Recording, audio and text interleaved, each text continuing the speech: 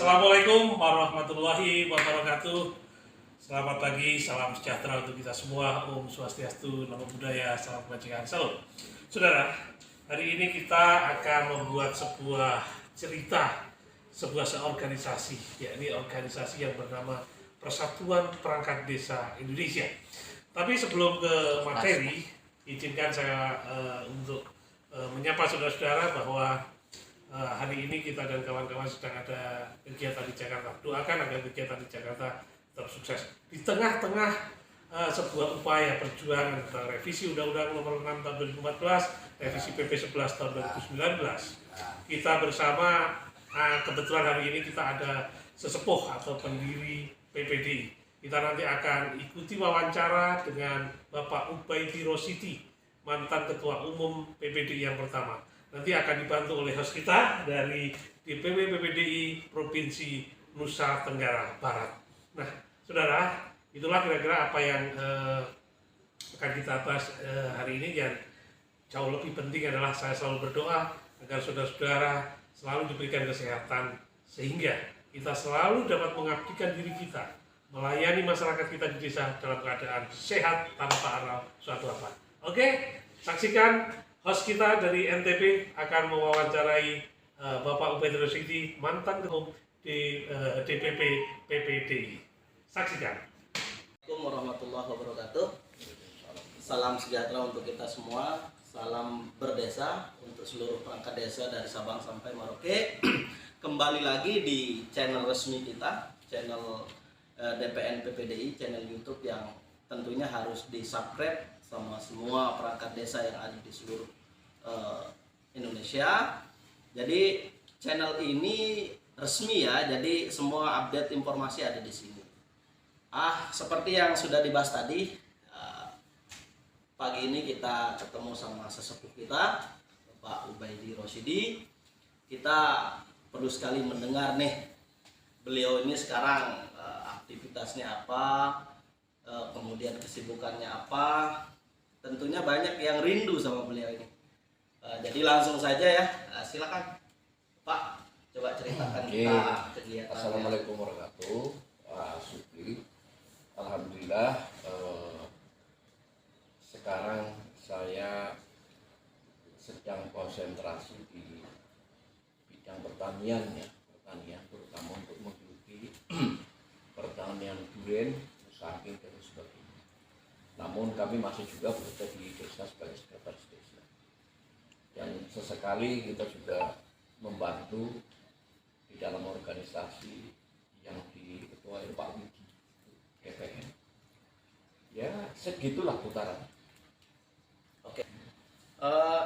Ini tentunya panjenengan tahu perkembangan sekarang itu seperti apa sih sebenarnya di pergerakan kita ini sedang pembahasan revisi Undang-Undang Desa dan PP 11 seperti apa yang bisa diceritakan sedikit terkait perjuangan itu, Pak? Ya, itu walaupun domainnya Mas Widi, tetapi kebetulan saya diajak selalu oleh Pak Widi selaku Ketua DPN. Artinya rangkaian dari dulu semenjak kami sama-sama melawan Undang-Undang Nomor 6 tahun 2014 ya, walaupun dimulai pada 2006. Kita melakukan perjuangan agar desa itu memiliki kekuatan hukum tersendiri, yaitu hukum terkait dengan desa secara menyeluruh tentang desa itu sendiri, pemerintahan, termasuk aparaturnya, termasuk masyarakat di desa. Nah, alhamdulillah di tahun 2014, tepatnya tanggal 18 Desember itu Undang-Undang Desa selesai. Namun saya sudah sering mengatakan dengan teman-teman bahwa ini adalah infrastruktur terkait dengan undang-undang desa yang dulu ada. Dan ini sebuah keajaiban karena di dalam tata kenegaraan kita ini tidak menganut desa, sehingga begitu perubahan undang-undang desa dari Undang-Undang Nomor 33 tentang otonomi daerah terbagi menjadi 3 bagian, Undang-Undang Desa, ODA, yang satu dan dua.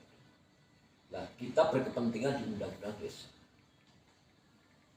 secara kontinu memang teman-teman itu baur-membaur dalam hal untuk menyukseskan undang-undang. Namun begitu lahirnya undang-undang desa, tentunya banyak yang harus disempurnakan menjadi salah satu tujuan. Saya pernah mengatakan di dalam satu forum tertutup dengan teman-teman, termasuk salah satunya Pak Widi, ya, kemudian banyak termasuk Pak Mukroni, termasuk beberapa teman-teman, saya mengatakan bahwa ini PP ini adalah PP yang pertama yang harus dikawal pada tataran sampai perangkat desa benar-benar ada kesetaraan dengan PNS, kesejahteraannya terpenuhi, kemudian hak normatifnya terpenuhi, sampai dengan purna tugasnya itu terpenuhi. Jadi ini semuanya berjenjang, tidak mungkin akan membalik telapak tangan yang kemudian sampai pada apa yang menjadi poin yang diinginkan. Nah, dalam hal ini rupanya dalam teman-teman, kalau saya sih tidak spesifik untuk mengatakan DPN dan sebagainya, saya menunjuk perorangan adalah Pak Widi, karena Pak Widi selama ini saya amanati, tolong supaya sampai pada tataran ini.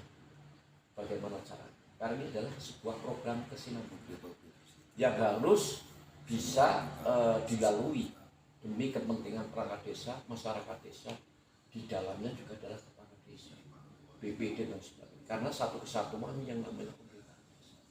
Oke Pak Pendiri sekaligus Pak Penasehat. Jadi selama ini udah banyak nih perubahan-perubahan yang terjadi di tataran pemerintahan desa, dan kita selama ini menikmati hasil dari perjuangan teman-teman yang dikemandai oleh Saudara Widi Hartono, kemudian di Nusa Tenggara Barat dan Nusa Tenggara Timur juga, di bagian ujung timur DPN itu udah terbentuk sudah dengan struktural yang bagus. Tapi teman-teman ini perlulah sedikit diceritakan sejarah PPDI itu seperti apa. Banyak yang nanya nih, seperti apa sih sejarah lahirnya PPDI? Teman-teman udah dapat hasilnya, udah dapat di Lombok Timur dulu 6 tahun berhenti. Nah, sekarang udah sampai pensiun.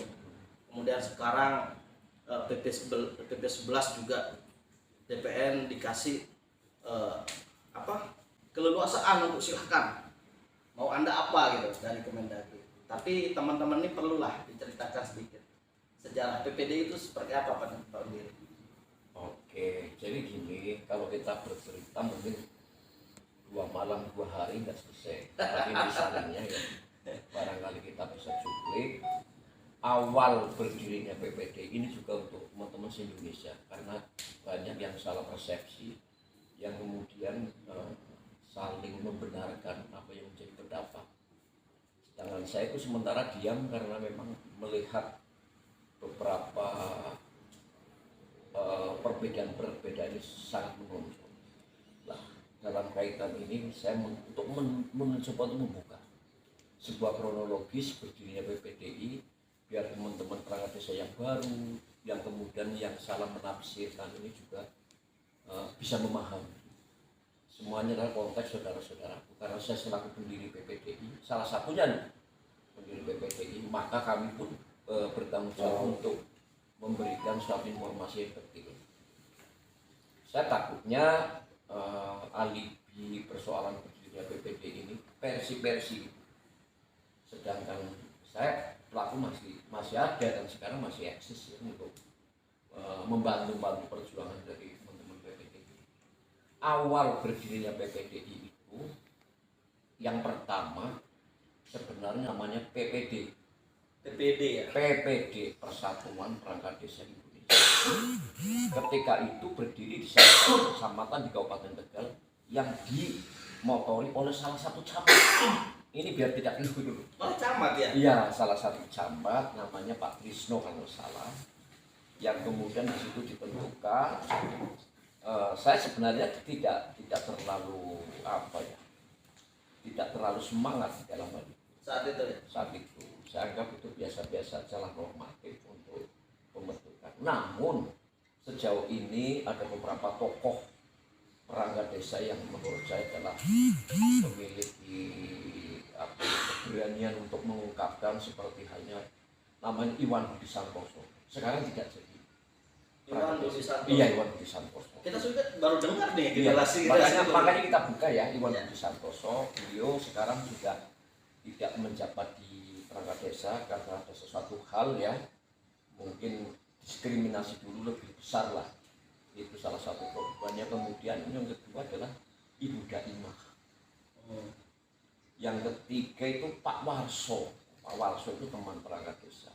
Itu 2014 ya? Bukan 2014, 2006. Awal 2006, kemudian kalau kita bisa pertemuan pertama itu Desember 2005. 2005. Ya, 2005. Yang kemudian kami melakukan hubungan dengan Pekalongan yang diprakarsai, salah satu adalah Pak Nanang. Pak Nanang sekarang jadi notaris ya. Pak Nanang, yang kemudian Pak Munajat, Mugiono Munajat.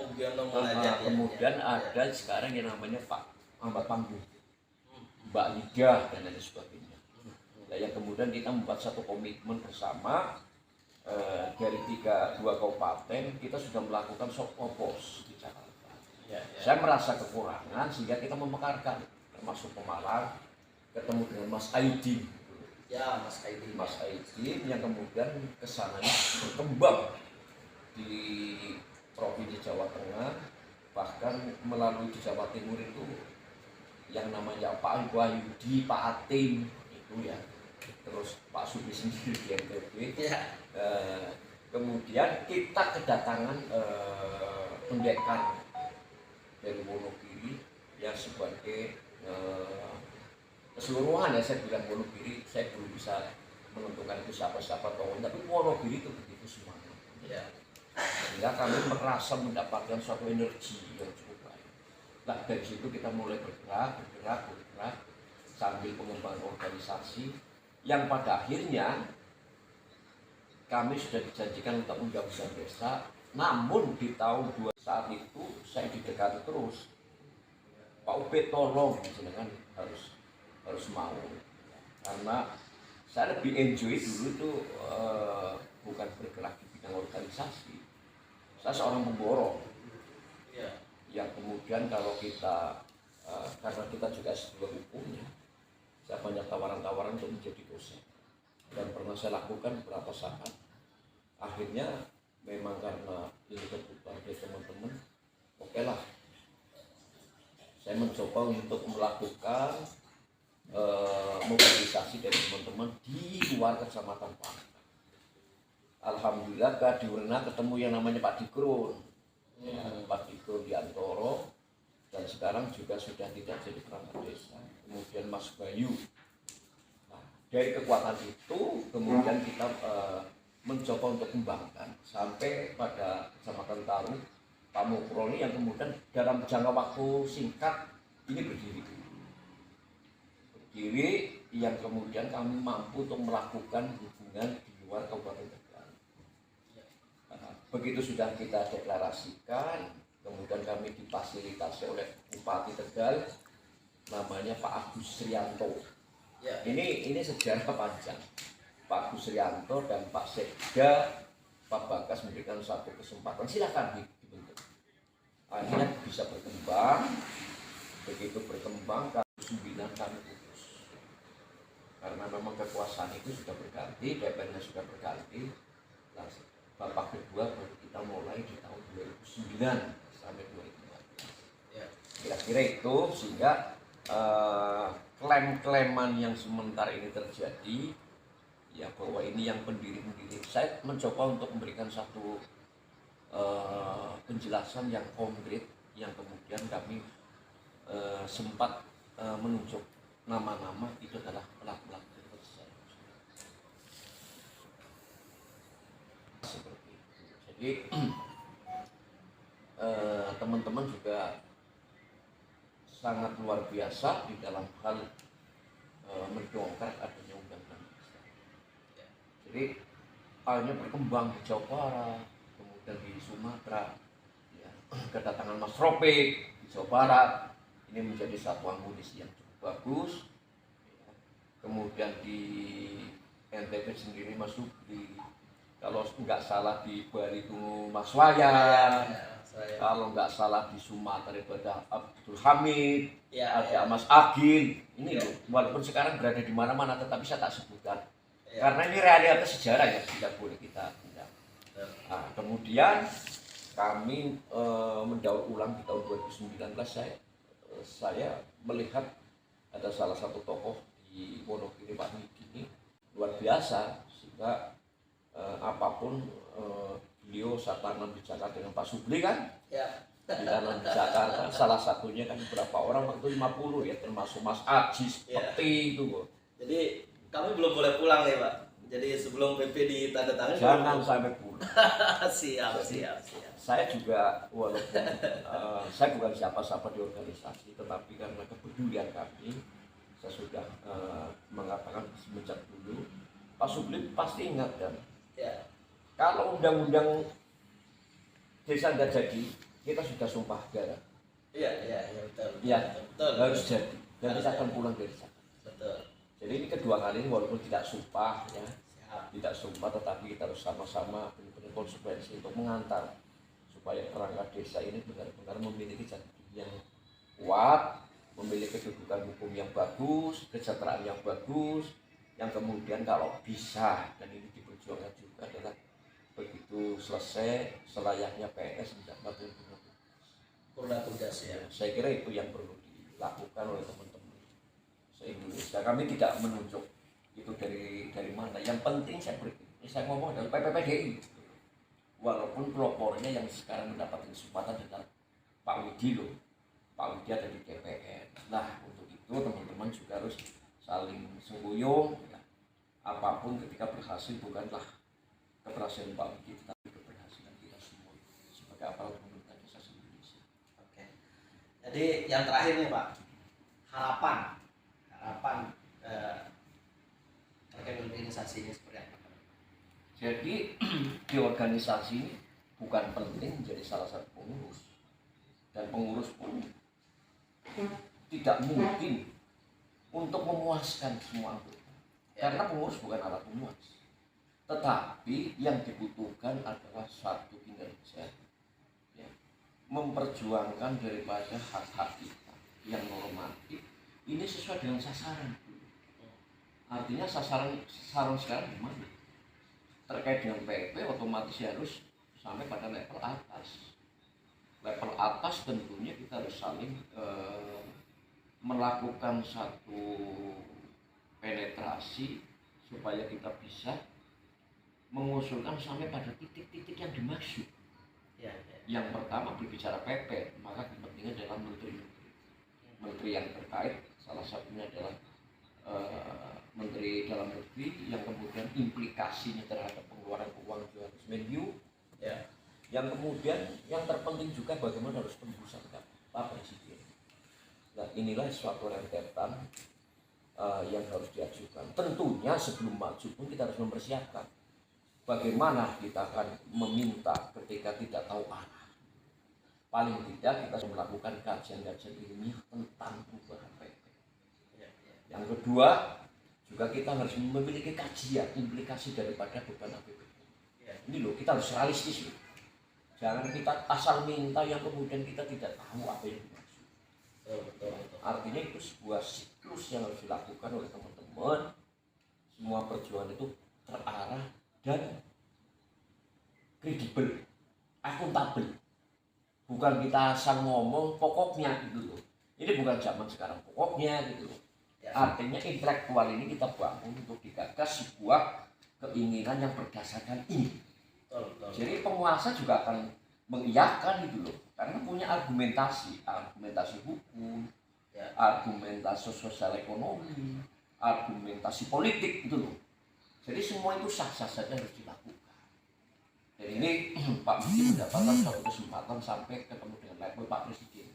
Ini tertinggi loh, tidak ada lagi selain Pak Presiden. Artinya kesempatan ini adalah kesempatan emas yang kita kaji terus.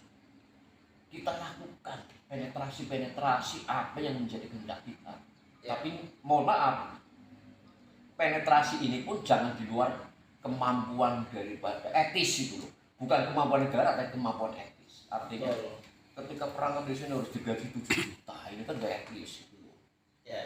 Artinya ada satu kenaikan, tetapi ini berdasarkan makom-makom. Artinya makom-makom ini juga harus diperhatikan berdasarkan dari masa kerja, Ya. kemudian juga jaminan kesehatan, jaminan ketenagakerjaan BPJS maksudnya, kemudian purna tugas, dan ini perangkat desa harus notabene ke depan juga memiliki jabatan-jabatan tertentu, tentunya harus diimbangi dengan tunjangan jabatan. Siap. Saya kira itu ya, modal yang harus kita lakukan sebagai pejuang. Saya yakin Pak Widi itu mampu untuk melakukan. Dan Pak Widi juga selalu berkoordinasi. Sebenarnya saya mau pensiun ini dalam hal ini, tapi ya kita melihat semangatnya Pak Widi, ya kita bukannya mendorong, tapi akhirnya kita kejebur kan. Harapan kami teman-teman tidak usah mempersoalkan urusan. Kita masih berprinsip PPDI. Ya selaku pendiri loh. Iya. Kalau belum tentu nanti hatinya Pak Supri sama kan. Saya kira itu. Terima kasih Pak Ubed, selaku pendiri PPDI. Beliau sudah bercerita banyak tentang sejarah PPDI, kemudian harapan-harapan beliau untuk kita. Tentunya kita sekarang tetap semangat, dan tadi sudah didengar bahwa kami dan jajaran diperintahkan standby di Jakarta sampai membawa PP yang sudah tertanda tangan ke daerah. Kalau enggak selesai jangan. Tuh, kalau nggak selesai nggak boleh pulang nih. Jadi ya, sekian wawancara kita. Kita saat ini sedang di Jakarta, dan kebetulan bertemu dengan Bapak pendiri PPDI. Beliau mengunjungi kita, selalu berkomunikasi dengan kita. Assalamualaikum warahmatullahi wabarakatuh. Waalaikumsalam.